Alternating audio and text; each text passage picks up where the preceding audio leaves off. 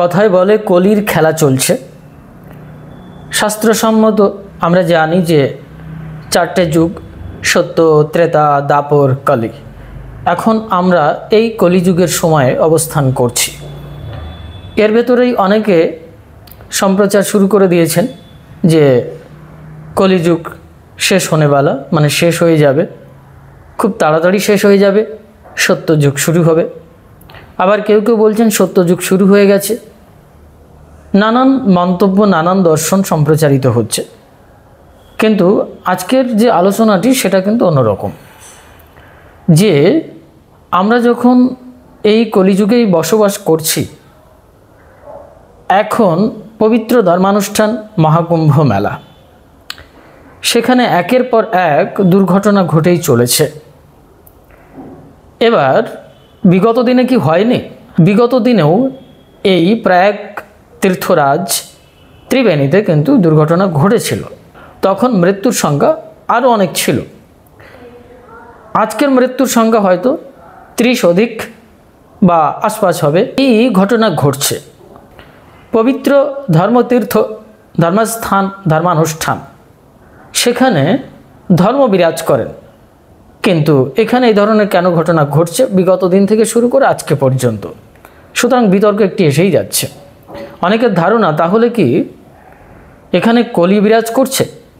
এই যে কলিযুগের যে কলি, এই কলি হচ্ছে মূল শাসক, যাকে অধর্ম বলা হয়েছে, যার সৃষ্টি কিন্তু এই ব্রহ্মদেব প্রজাপতি থেকেই সৃষ্টি হয়েছে। সুতরাং আমরা সে পর্যায়ের আলোচনা অবশ্যই রাখব। কিন্তু কলি আসলে কি? কলি আসলে একটি অধর্ম। বিস্তারিত বর্ণনা আমরা তার বংশ পরম্পরা যদি দেখি তাহলে অবাক হয়ে যেতে হবে কলি আসলে কি জিনিস। তো যাই হোক, এখন যে মহাকুম্ভে যে ঘটনা ঘটছে সেখানে কি কলির খেলা চলছে? কলি কি ঢুকে পড়েছে? নানান বক্তব্য, নানান মন্তব্য, নানান অন্ধবিশ্বাস, নানান কিছু। কলি যখন মানতে হয় এবং কল্কি অবতারকেও মানতে হয়, কারণ এই কলিকে সমূলে বিনাশ করবেন কল্কি অবতার এসে। সেটা কল্কি পুরাণ থেকে শুরু করে এবং ভাগবত পুরাণ থেকে শুরু করে অনেক জায়গায় বর্ণিত হয়েছে। আমরা দেবী ভাগবতেও কলিযুগের কিছু বর্ণনা অবশ্যই পাই। তবে এই কলিযুগ সম্পর্কে যে ঘটনাগুলো ঘটবে সেটা কি সত্যিই ঘটবে? সেই সম্পর্কে মহর্ষি বেদব্যাস রাজা জনমেজয়কে বলেছিলেন, এটা দেবী ভাগবত পুরাণ সিদ্ধান্ত অনুসারে। দেখুন, আমি পৌরাণিক অর্থাৎ পুরাণ কথা অবশ্যই বলবো, কিন্তু সঙ্গে সঙ্গে লক্ষ্য রাখার বিষয় হচ্ছে আমি পৌরাণিক মতবাদকে দার্শনিকতার ছলে ব্যাখ্যা করার চেষ্টা করি বা আলোচনা করি বা বোঝানোর চেষ্টা করি, কিন্তু অধিকাংশ মানুষই সেটা শ্রবণ না করেই একটি অন্যরকম চিন্তাভাবনা করে ফেলেন, তখন মুশকিল হয়ে যায়। যাই হোক, আমরা প্রত্যেকেই জানি অর্জুনের পুত্র অভিমন্যু, তার পুত্র পরীক্ষিত মহারাজ, যাকে যুগধর্মের রাজা হিসেবে প্রতিষ্ঠিত করা হয়েছিল। অর্থাৎ দাপরের শেষ প্রান্তে, মানে দাপর শেষ হলো, একটি যুগের শুরু অর্থাৎ কলিযুগ। সেখানে রাজা রূপে পরিগণিত হলেন পরীক্ষিত মহারাজ। আমরা প্রত্যেকেই জানি তার রাজ্যে কলি প্রবেশ করতে চেয়েছিলেন, কিন্তু তিনি রাজি হননি। একটি পর্যায়ে বললেন, দেখুন আমাকে সহযোগিতা করুন, আমি কোথায় যাব? তখন বললেন, আচ্ছা ঠিক আছে। যে কোনোভাবে রাজি হলেন পরীক্ষিত মহারাজ। বললেন, আপনি 5টি স্থানে থাকতে পারবেন। 5টি স্থান হচ্ছে কি কি? যেখানে দুধ ক্রীড়া চলবে, অর্থাৎ জুয়া খেলা চলবে। দ্বিতীয় হচ্ছে মদ খাওয়া। তৃতীয় হচ্ছে পতিতাবৃত্তি, এক কথায় নরনারীর একটি অবৈধ মেলামেশা। এবং চতুর্থ হচ্ছে পশুবধ, পশু হত্যা। এবং পঞ্চমত হচ্ছে সুবর্ণ, অর্থাৎ সোনা। যেখানে এই সুবর্ণ বা সোনা থাকবে সেখানে কলি প্রবেশ করবে, অর্থাৎ এই 5টি স্থানে কলি প্রবেশ করবে। এইবার পরীক্ষিত মহারাজ পরবর্তীকালের একটি ঘটনা, যেখানে ধর্মরূপী একটি ষাঁড়কে দেখেছিলেন এবং তিনি তাকে দণ্ড দেওয়ার জন্য প্রস্তুত হয়েছিলেন। এই কলিকে যখন সম্মুখে উপস্থিত হলেন ধর্মরূপী ষাঁড়ের কাছে, তখন দেখলেন তার 3 পাদ ভঙ্গ হয়ে গেছে, মানে ভেঙে ফেলেছে। আরেকটি পা রয়েছে, অর্থাৎ ধর্মের 4টি পা, কিন্তু কলিযুগে 3টি পা নেই, একটি পা থাকবে, কিন্তু সেটাও ক্ষণভঙ্গুর। সত্য, দয়া, তপস্যা আর শৌচতা। দয়া করুণা, শৌচতা পরিষ্কার পরিচ্ছন্নতা, তপস্যা সাধনাদি যা কিছু বলুন সেটা, আর হচ্ছে সত্য। এই জন্য শ্রীমদ্ ভাগবত সিদ্ধান্তে মহর্ষি বেদব্যাস বলেছেন সত্যম পরম ধীময়ী, অর্থাৎ চিদ অনুশীলনের বিষয়বস্তু হচ্ছে, তপস্যার বিষয়বস্তু হচ্ছে সত্য। সত্য কিভাবে প্রতিষ্ঠিত হবে, সত্যের সংজ্ঞা কী, এগুলো একটি বিশদ আলোচনা। আপাতত সত্য বলতে যেটা বোঝেন, যেখানে কোনো মালিন্যতা নেই, যেখানে অপবিত্রতা নেই, যেখানে কোনো নৃশংসতা নেই, যেখানে হিংসা, মায়া, ক্রোধ, লোভ এ সমস্ত কিছুই নেই, যাকে সম্পূর্ণরূপে ধর্ম বলা হয়েছে, যা সম্পূর্ণ পবিত্র ধর্মের উপরে প্রতিষ্ঠিত, তাই সত্য।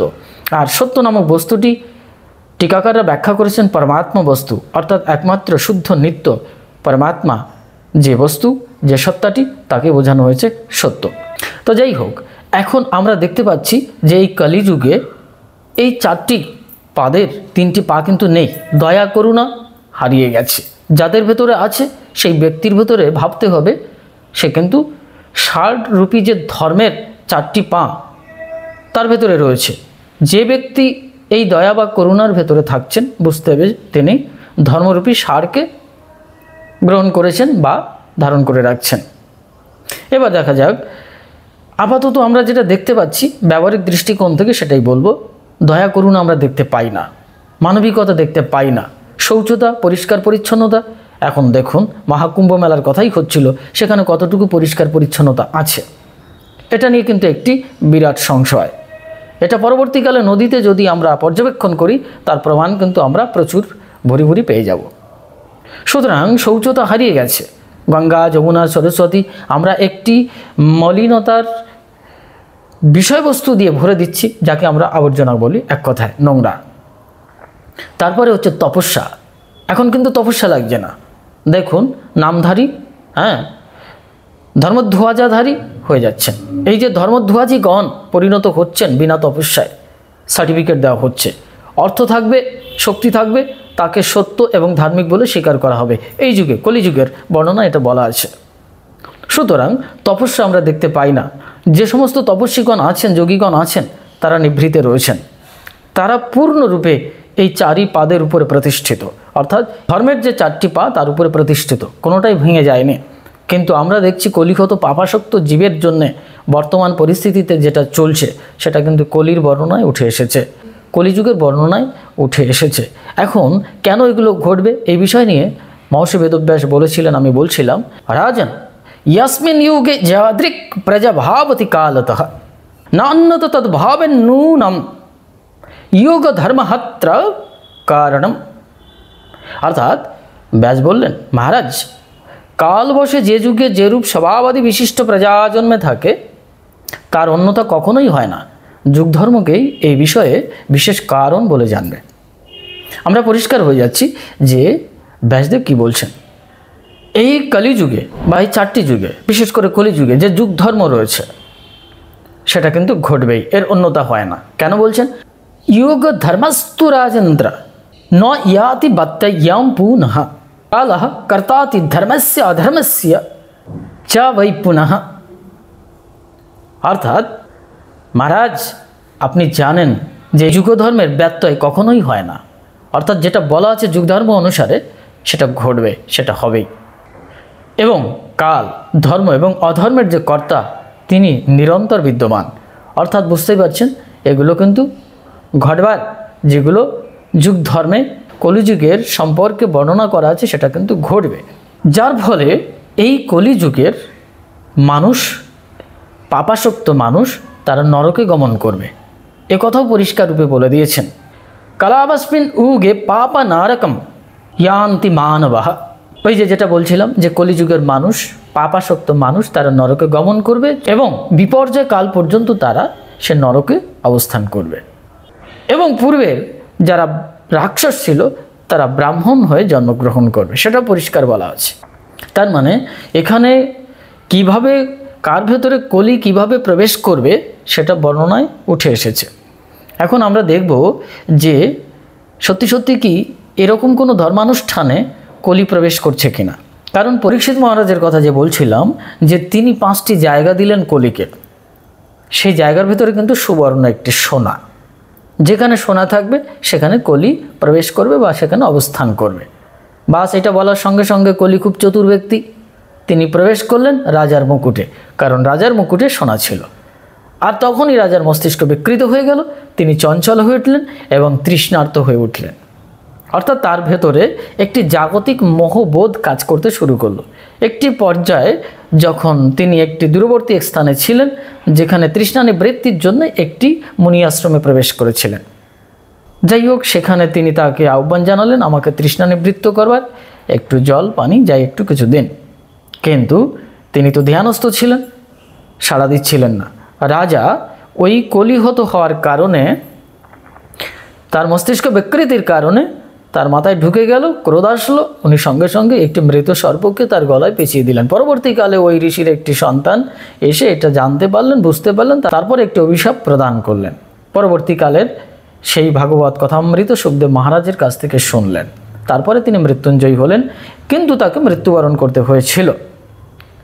অর্থাৎ তিনি অর্জুনের বংশধর এবং স্বয়ং যুগধর্মের রাজা হিসেবে প্রতিষ্ঠিত। ভাবতে পারছেন, যিনি স্বয়ং ভগবান শ্রীকৃষ্ণের সাথে সম্পৃক্ত, তাকেও কলিগ্রাস করেছে। এখন বুঝতে হবে, যেখানে দুধ ক্রীড়া অর্থাৎ জুয়া, জুয়া কীরকম বলুন তো? অনেকে বলবেন কুম্ভ মেলায় জুয়া কোথায় হচ্ছে? না, ওখানে তো কোনো জুয়া হচ্ছে না, কিন্তু একটি জুয়ার খেলা চলছে। ধরুন লাক্সারি, ডিলাক্স, যে সমস্ত এখন সমস্ত ট্রেন্ড করেছে না, যারা করছেন বড় বড় সংস্থা, সর্বনিম্ন একটি স্নানের পূর্বে একটি, আমি যেটা ইন্টারনেটে জানতে পেরেছি, যে সাধারণ একটি ডিলাক্স তার মূল্য এক রাত্রির জন্য 18,000 থেকে 25,000-এর কাছাকাছি। তারপরে লাক্সারি রয়েছে, এটা কি, এবং সেখানে সমস্ত যাবতীয় ব্যবস্থা রয়েছে, আয়না, টয়লেট, বাথরুম, সমস্ত একটি ফ্ল্যাট বা কমপ্লেক্সে যে সমস্ত জিনিস হয়, বড় বড় ধনী পরিবারের মানুষ যেভাবে থাকেন, সেই রকম একটি রাজকীয় ব্যবস্থা। সুতরাং এই যে সাধারণ মানুষের কাছে ব্যবসা সূত্রে এই যে প্রলোভন দেখিয়ে যেটা করা হচ্ছে, এটা এক প্রকারের দুধ ক্রীড়া, এটা এক প্রকারের জুয়া খেলা, যেখানে ধর্মীয় সংস্কৃতি এবং জ্ঞান চর্চার জন্য সাধু এবং সন্তরা এবং বিভিন্ন সংস্কৃতির মানুষ যারা বিশেষ করে আচার্যগণ, তারা সেখানে সেই জ্ঞান চর্চার মেলা বসাবেন, সেখানে সেই সংস্কৃতি নিয়ে আলোচনা হবে। ঠিক আছে, বাসস্থানের একটি প্রয়োজন আছে, কিন্তু বিলাস বহুল যে বিষয়টি উঠে আসছে, এর সঙ্গে কি আসছে? এর সঙ্গে একটি বিজনেস কথাটি চলে আসছে। অর্থাৎ এক প্রকারের সুদ, কলিযুগে এই সুদখোর হবে। তারা ইনভেস্ট করছেন, মানুষকে প্রলোভন দেখাচ্ছেন, বিদেশের একজন কোটিপতি আসবেন, তার জন্য এরকম ব্যবস্থা রাখতেই হবে। কটা মানুষ এরকম জায়গায় যেতে পারবেন? নিশ্চিত ধনী পরিবারের মানুষ আসবেন। তার মানে তার অহংকারকে নিয়ে এসে এখানে আয়না, সোফা, গ্লাসের সামনে ওই রুমের ভেতরে আসছেন। এটা কি? এটা হচ্ছে তার অহংকার। পরে বলছি কলি কী করে এর ভেতরে আছে। সুতরাং এটা এক প্রকারের দুধ ক্রীড়া, জুয়া। তারপর মদ মানে দুই ধরনের হয়। একটি হচ্ছে সাধারণ ওয়াইন, সাধারণ জলের মতো করে খাই, ওটা একটি ওয়াইন বা মদ। মদ মানে হচ্ছে নেশা। দুই ধরনের নেশা আছে, একটি হচ্ছে এই সুরা, আর একটি হচ্ছে নারী। দুই ধরনের মোহ, এই দুই ধরনের আসক্তি কাজ করে। শরীরের ভেতরে যদি কাম প্রবৃত্তি কাজ করে, তাহলে তো সেখানে নেশাই কাজ করছে, সেখানে তো মদই কাজ করছে। মদ আমরা প্রতিনিয়ত পান করছি। সে সবাই, আমি হই আর যেই হই, আমাদের ভেতরে এই আসক্তি থেকে আমরা বেরিয়ে আসতে পারি না। সুতরাং আমরা মদ আসক্ত। এবং ওখানে যারা গেছেন, কজনের ভেতরে এই পবিত্রতা আছে, এ বিষয় নিয়ে কিন্তু একটি সন্দিগ্ধতা আছে। এবার আমরা চলে যাচ্ছি যে ধরুন এই দুটোই নেই, তারপরে এবার হচ্ছে অবৈধ নরনারীর মেলামেশা। সেখানে নিশ্চিত সেটা হয় না, কিন্তু জেনে রাখুন এর ছলে যে কত প্রকারের কত কিছু ঘটে যাচ্ছে অন্তরালে, সেটা আমরা কেউই কিছু জানি না, তাও ছেড়ে দিলাম। এমন কোনো ধর্মীয় প্রতিষ্ঠান আছে কি যেখানে এই নরনারীর মেলামেশা দুষ্প্রভাব পড়ছে না? পড়ছে। সুতরাং সেখানে কলি প্রবেশ করেছে। এত বড় একটি ধর্ম অনুষ্ঠান, সেখানে দেখবেন এই তো মানুষকে লুকিং দেখানোর জন্যে, মানুষের সামনে দেখানোর জন্যে কত বেশভূষা পরে, হ্যাঁ, নকল জটা এটা সেটা লাগিয়ে, লিপস্টিক নানান সেজে অনেক মহামণ্ডলেশ্বর আছে তো একেবারে ঘন্টা 3 লাগবে তার বিউটি পার্লারে গিয়ে ডিজাইন মারতে, প্রত্যেকটি মুহূর্তে সেজে গুজে আছেন। এগুলো নাম বলছি না, বড় বড় আখড়াদারি যারা এখন, তাদেরকে এই মহামণ্ডলেশ্বরগণ সন্ন্যাসীগণ তাদেরকে এই ধ্বজাধারী বানিয়েছেন, বেশ সুন্দর। তার মানে কি হচ্ছে? তার মানে দেখবেন সেখানে কিন্তু এই আসক্তি বা এই ধরনের জিনিস কাজ করছে। এবার আমরা পশু হত্যার ক্ষেত্রে চলে যাই। পশু হত্যা সেখানে হচ্ছে না, এটা বুঝলাম, কিন্তু পশু হত্যা, পশু মানে সাধারণ পশুকে বোঝানো হয়, আর পশু মানে জীবকে বোঝানো হয়। নদীতে, গঙ্গা যমুনা সরস্বতী নদীতে দেখুন, ওখানে অনেক প্রাণী আছে, অনেক মৎস্য আছে। তাদেরকে সৃষ্টির সাপেক্ষে যদি দেখা যায়, পশু মানে সৃষ্ট জীব। এই যে পশুপতিনাথ বলা হয়, শুধু পশুদের নাথ নয়, শূকর, বাঘ, শৃগাল এদের নাথ নয়, সমগ্র অনন্ত ব্রহ্মাণ্ডের যত পশু অর্থাৎ সৃষ্ট জীব প্রাণী যা কিছু স্থাবর জঙ্গম তারই নাথ তিনি। সুতরাং এই যখন আমরা এই নদীকে পবিত্র রাখতে পারছি না, আমরা জানি অনেকে যে এখন সমুদ্রে অনেক মাছেদের পেটের ভিতরে অনেক নোংরা পাওয়া যায়, অনেক মাছ বিলুপ্ত হয়ে যাচ্ছে, অনেক সুপ্রাচীন প্রাণীগণ বিলুপ্ত হয়ে যাচ্ছে। কি কারণে? এই আবর্জনা দূষিত পদার্থের কারণে, অর্থাৎ শৌচতা নেই। অর্থাৎ কি দাঁড়াচ্ছে? অর্থাৎ দাঁড়াচ্ছে যে পশুবধ হচ্ছে, জীব হত্যা ওখানে হচ্ছে, ডিরেক্টলি বা ইনডিরেক্টলি হচ্ছে। শুধু গোহত্যা, এটা যে হত্যা, শাস্ত্রীয় সিদ্ধান্ত গোহত্যা মহাপাপ, কিন্তু এটা নিয়ে বিতর্ক আছে। কিন্তু অন্যান্য প্রাণী, অন্যান্য পশুগণ কোনো না কোনোভাবে তারা আহত হচ্ছে, সে নদীতে হোক বা স্থলভাগে হোক। যাই হোক, সেটা আমাদের প্যাসিভলি হয়ে যাচ্ছে, সেটা দায়বদ্ধতা নেই, তাও ছেড়ে দিলাম। আমি বলছি না সেটা দায়বদ্ধতা আছে। পঞ্চমত হচ্ছে সুবর্ণ, সোনা। স্বর্ণ নেই ওখানে বলা যাবে না। বড় বড় মুকুটধারী মহারাজগণ এই তো একজন বিদেশে গিয়ে পার্সোনাল কৈলাস একটি দ্বীপ কিনে বানিয়ে ফেলেছেন, দেখুন সেখানে স্বর্ণ ব্যবহার কিন্তু কোনো না কোনোভাবেই হচ্ছে। সুতরাং এই সোনার ভেতরে কলি প্রবেশ করতে পারে। সুতরাং কলি যে কোনোভাবে এই 5টি অবস্থা, এই 5টি বস্তু যদি থেকে থাকে তাহলে সেখানে প্রবেশ করবে নিশ্চিত। সেখানে যে কোনোভাবে, ওখানে প্যাসিভলি হোক আর ডিরেক্টলি হোক, সেখানে কিন্তু এই 5টি জিনিস আছে। সুতরাং কলি প্রবেশ করবে। সবথেকে বড় কথা হচ্ছে মৃত্যু ঘটছে। কলি যেখানে থাকে সেখানে মৃত্যু ঘটে, অর্থাৎ এই যে পৃথিবীতে মৃত্যু ঘটছে এটা কলির কারণেই ঘটছে। কেন? তার প্রমাণটা আমরা পরে দিচ্ছি। যাই হোক, এখন সেই বিষয়টি যে কলি আসলে কি, কলি কোথা থেকে আসলো, কলির কিভাবে জন্ম হলো। প্রজাপতি ব্রহ্মদেব অর্থাৎ ব্রহ্মা বলে আমরা যেটা বুঝি, তার পৃষ্ঠদেশ থেকে তিনি সৃষ্টি করলেন একটি মহাপাতক অধর্ম, যার নাম এই কৃষ্ণকায়। পাতক অধর্মের স্ত্রী হচ্ছে মিথ্যা। তাহলে দাঁড়াচ্ছে একদিকে তার স্ত্রী হচ্ছে মিথ্যা আর অধর্ম। অধর্ম এবং মিথ্যার সাথে মিলিত হয়ে সৃষ্টি হচ্ছে আরেকটি পুত্র সন্তানের এবং আরেকটি কন্যা সন্তানের। পুত্র সন্তানের নাম হচ্ছে দম্ভ আর কন্যা সন্তানের নাম হচ্ছে মায়া।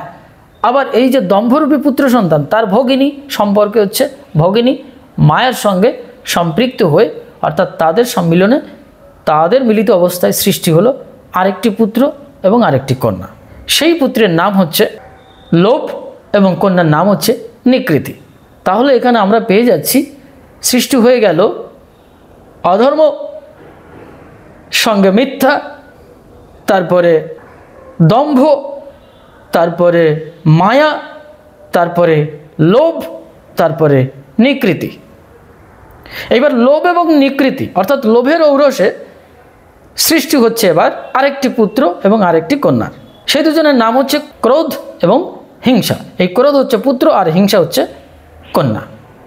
আর এই ক্রোধ এবং হিংসার দুজনের মিলনে আবার সৃষ্টি হলো যে বিখ্যাত জিনিসটি, তার নাম হচ্ছে কলি। অর্থাৎ কলির বাবা মায়ের নামটা কি হচ্ছে?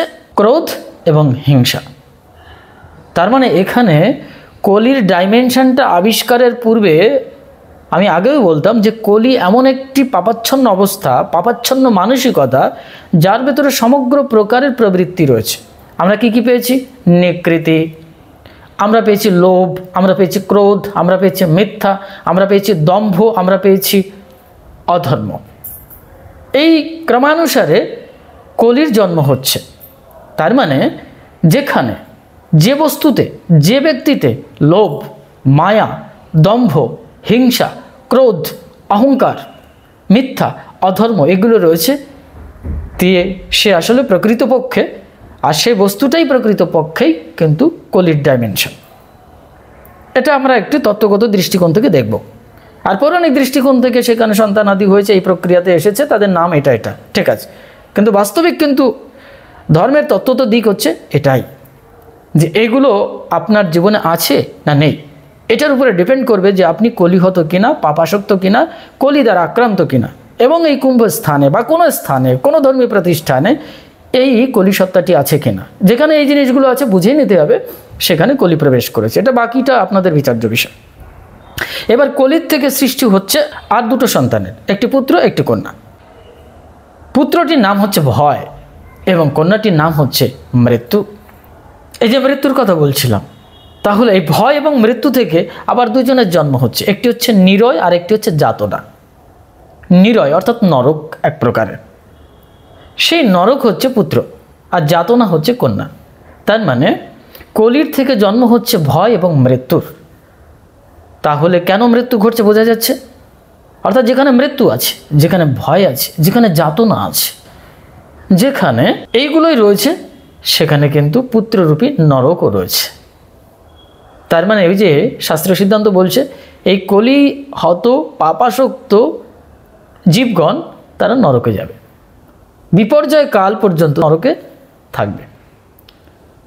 এর মানেটি হচ্ছে আপনার কাছে যতক্ষণ পর্যন্ত এই কলির ডাইমেনশনগুলো থাকবে, এই কলির কম্পোজিশনগুলো থাকবে, ততক্ষণ আপনি নরকে আছেন। যাতনা, মৃত্যু, ভয়, শোক এসবের ভেতরে আপনি জর্জরিত। আর তার ফলে কি হবে? কলিহত জীবের জন্য বলা আছে 16 বছর আয়ু মাত্র। 16 মানে 1600 হতে পারে, 1600 হতে পারে, কিন্তু সেটা তো আমরা দেখতে পাচ্ছি না। আমরা দেখতে পাচ্ছি এখন 60 বছর এসে দাঁড়িয়েছে, 40 বছর এসে দাঁড়িয়েছে, অকাল মৃত্যু দেখা দিচ্ছে, এবং 4 বছর, 10 বছর, 15 বছর, 25 বছর হামেশা আজকাল দেখা যায়। সর্বসাফল্য সেখানে লেখা আছে 16 বছর। অর্থাৎ আমরা যদি শব্দার্থের দিকে দেখি, আমরা যদি সাধারণ অর্থে দেখি, তাহলে সেটা 16 বছর, 16 বছরের আয়ুষ্কাল। এবং এই কলিহত জীবের কলিকালে কি হবে? রোগ, ব্যাধি, জরা, মৃত্যুতে পরিপূর্ণ থাকবে, ভ্রষ্টাচার করবে, ব্যভিচার এসে যাবে। এবং যে সমস্ত গৃহস্থী মানুষ তারা অবিবেকী হয়ে যাবে। ধর্মধ্বজাজিগণ যারা, অর্থাৎ ভণ্ড সন্ন্যাসীগণ, তারা কি করবেন? তারা বিষয় আসক্ত এবং গৃহ আসক্ত হয়ে পড়বেন। অর্থাৎ ধন দৌলত আদি যা সয় সম্পত্তি, তার প্রতি তার আসক্তি কাজ করবে। শট এবং মঠ নিবাসী হয়ে উঠবে সাধারণ মানুষ, কলিহত মানুষ, সেটাই বলা হচ্ছে। আমরা সেটা দেখতে পাই। তো যাই হোক, এই কলি কেমন দেখতে অনেকের প্রশ্ন আসতে পারে। কলি আসলে বিকট, বিশাল আকায়, যার জিহ্বা লোলজিহ্বা, করাল বদন, এবং শরীর হচ্ছে তৈলাক্ত অঞ্জনের মতো, তৈলসিক্ত অঞ্জনের মতো, অর্থাৎ কালী, অর্থাৎ কৃষ্ণবর্ণের কালো, এবং একটি বিভৎস রূপ। এই সেই বিভৎস রূপ দাপরে জন্ম নিয়েছিলেন দুর্যোধন রূপে, এটা শাস্ত্রে বর্ণনা আছে। উনি যখন জন্ম নিয়েছিলেন তখন গাধার মতো আওয়াজ করেছিলেন। এটা বিদুর বুঝতে পেরেছিলেন যে এই দুর্যোধনই ঘটনা ঘটিয়ে দেবে, একে এক্ষুনি বিনাশ করা উচিত। কিন্তু যাই পুত্র শোকে হোক, যেভাবে হোক, সেটা করা সম্ভব হয়নি। সেটা একটি সামাজিক দৃষ্টিকোণ। কিন্তু আমরা এইভাবে কলিকে প্রশ্রয় দান করেছি, একের পর এক আমাদের জীবনে এই কলিকে প্রবেশ করতে দিয়েছি, এবং প্রত্যেকটি স্থানে যেখানে দেখবেন, তাকাবেন, একটি কলিহত অবস্থা এবং কলির যে বিচরণ ক্ষেত্র সেটা আমরা দেখতে পাই। তো আজকের একটি বিতর্কিত বিষয় যে মহাকুম্ভে সত্যিকার অর্থে কলি প্রবেশ করেছে কিনা, এবং কলির খেলা চলছে কিনা, কলি ঢুকে পড়েছে কিনা। এটা হচ্ছে সম্পূর্ণ এক একজন ব্যক্তির বিবেকের দৃষ্টিকোণ থেকে দেখতে হবে, প্রকৃত শাস্ত্রে অর্থ করে দেখতে হবে, প্রকৃত তত্ত্বদর্শনের দৃষ্টিকোণ থেকে দেখতে হবে, সামাজিক মানবিক সমস্ত দৃষ্টিকোণ থেকে দেখতে হবে। দেখুন এগুলোই কিন্তু চলছে শাস্ত্রে যেটা বর্ণিত আছে। তবে আমি কল্কি পুরাণ এবং ভাগবত পুরাণ অনুসারে বলবার চেষ্টা করেছি, কিন্তু সেখানে বিশেষ করে কল্কি পুরাণ কিন্তু অষ্টাদশ পুরাণের ভেতরে পড়ছে না, উপপুরাণের ভেতরেও পড়ছে না। এটা নিয়ে অনেক বিতর্ক আছে, কিন্তু যা শাস্ত্রসম্মত এবং বর্ণিত সেটাকে ব্যাসদেব নিজে মুখে স্বীকার করেছেন যে কল্কি পুরাণ তার দ্বারা রচিত, সংকলিত যেটাই বলুন। সুতরাং অস্বীকার করা যাচ্ছে না। আর অন্যান্য শাস্ত্র গ্রন্থ দেখলেও সেখানে পেয়ে যাবে।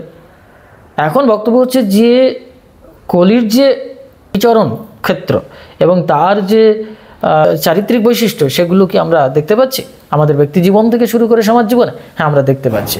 যখন কলিহত হবে জীব, যখন কলির প্রাধান্যতা পাবে এবং কলির শাসন সম্পূর্ণরূপে চলতে শুরু করবে, সে যুগ ধর্ম থেকে শুরু করেই হোক, যেখানে রাজা প্রজাদেরকে নিপীড়ন করবে, আমরা কিন্তু সেটা দেখতে পাচ্ছি।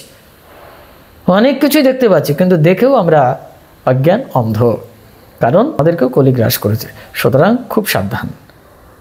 এবার বুঝতে হবে যে আপনি কতটুকু শৌচতার ভেতরে আছেন। আমি একটি বিষয়ের উপরে গুরুত্ব দেব অন্তিমে, সেটা হচ্ছে সব বাদ দিয়ে দিন। কিন্তু এই যে 4টি পা ধর্মের, যেখানে কলি ভেঙে দিচ্ছেন, কলি নামক যে বিষয়টি, ব্যক্তিটি, বস্তুটি, সে ধর্মের 4টি পা ভেঙে দেওয়ার চেষ্টা করছেন। অন্তিমে একটি পা ছিল, পরীক্ষিত মহারাজ দেখলেন সে তো একটি পা ঠিক আছে, ভালো আছে, আর 3টি পা ভেঙে গেছে। আপনি তাকিয়ে দেখুন, সবথেকে গুরুত্বপূর্ণ বিষয় হচ্ছে শৌচতা। আমি সব ছেড়ে দিলাম, দয়া করুণা সবারই আছে, মনে করুন সত্য আছে, তপস্যা আছে, কিন্তু শৌচতা আপনার বাড়ির সামনেই দেখুন না শৌচতা আছে কিনা, আপনার ঘরটা দেখুন না শৌচতায় আছে কিনা, আপনার মনটা দেখুন না শৌচতায় আছে কিনা, আপনার শরীরটা দেখুন না শৌচতায় আছে কিনা, অর্থাৎ পবিত্র আছে কিনা,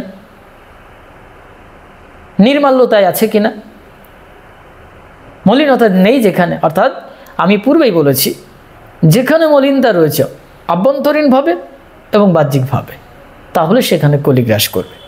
সেটাই হচ্ছে কলি, কলির ডাইমেনশনটাই হচ্ছে এগুলো। সুতরাং আপনার কাম ক্রোধাদি থেকে শুরু করে আপনাকে নিয়ন্ত্রণ করতে শিখতে হবে, তাহলে আপনি কলিকে নিয়ন্ত্রণ করছেন, আপনি সত্যযুগে অবস্থান করছেন। এটা একটি তাত্ত্বিক দৃষ্টিকোণ। এবার এখানে একটি বক্তব্য আছে, কলির আসলে তার আদব কায়দাটা কি? অনেকগুলো তো বলেছি, তার ভিতরে আরেকটি জিনিস, তিনি কামাসক্ত, প্রতিনিয়ত বাম হস্তে তার উপস্থকে ধারণ করেছেন।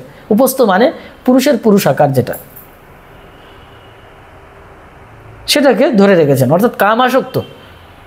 তাই মহর্ষি বেদব্যাস বলছেন, 4 যুগে 4টি বিষয় এসছে, কিন্তু কলিযুগে এসছে এই যে 4 পুরুষার্থ আছে, আমরা বলেছি ধর্ম, অর্থ, কাম, মোক্ষ। তো কলিযুগে 2টো জিনিসই থাকছে শুধুমাত্র, একটি হচ্ছে অর্থ আর একটি হচ্ছে কাম। শাস্ত্র তাই বলছে, অর্থ কাম অপারাহ সর্বে কালাবস্মিন ভাবন্তি হি।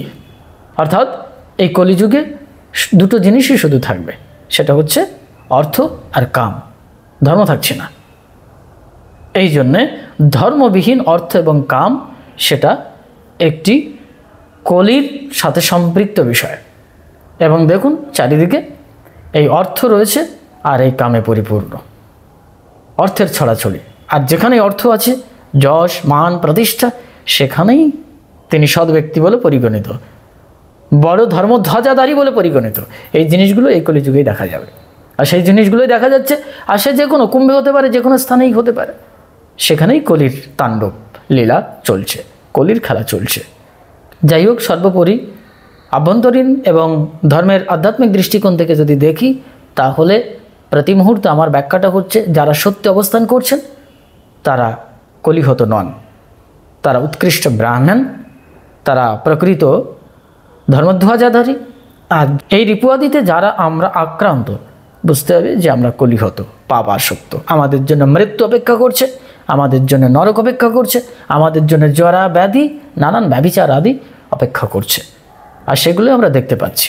সুতরাং এটার থেকে সমাধানের রাস্তা হচ্ছে সর্বোপরি নিজেকে নিয়ন্ত্রণ করা, তপস্যার ভেতরে প্রবেশ করা। যে কলিযুগের যে 4টি বিষয় আছে, তার ভিতরে হচ্ছে তপস্যা, দয়া। আপনার ভেতরে দয়া করুণা থাকতে হবে, তপস্যা থাকতে হবে, শৌচতা পরিষ্কার পরিচ্ছন্নতা থাকতে হবে এবং সত্যকে ধারণ করতে হবে। কারণ সত্য বই মিথ্যা বলবো না।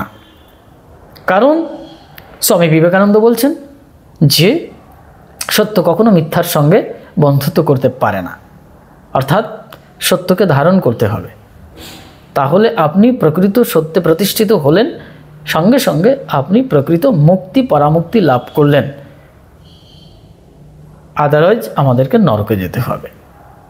সর্বোপরি নিজেকে নিয়ন্ত্রণ, নিজের সাথে নিজের সাধনা, নিজের ক্ষেত্রকে এই দেহরূপী কুরুক্ষেত্রের যুদ্ধে আসরিক যে প্রবৃত্তি, কলির যে মানসিকতা, কলির যে জৈবিক বৃত্তি, সেগুলোকে দূরে হটিয়ে দিয়ে আমার ভেতরে ধর্মকে প্রতিষ্ঠা করতে হবে। সেটার নামই হচ্ছে প্রকৃত কুরুক্ষেত্র যুদ্ধের বিজয়। সেটাই হচ্ছে প্রকৃত অমৃত লাভ, সেটাই হচ্ছে প্রকৃত অমৃত পান করা, সেটা হচ্ছে অমৃত মহাকুম্ভে স্নান। এটা যার যার গুরু প্রণালী অনুসারে, বিশেষ রূপে বলবো সদ্গুরু প্রণালী অনুসারে সদ্গুরু দীক্ষিত হয়ে সাধন তপস্যা করতে হবে। তাহলে পরামুক্তির রাস্তা অবশ্যই আমরা পাবো।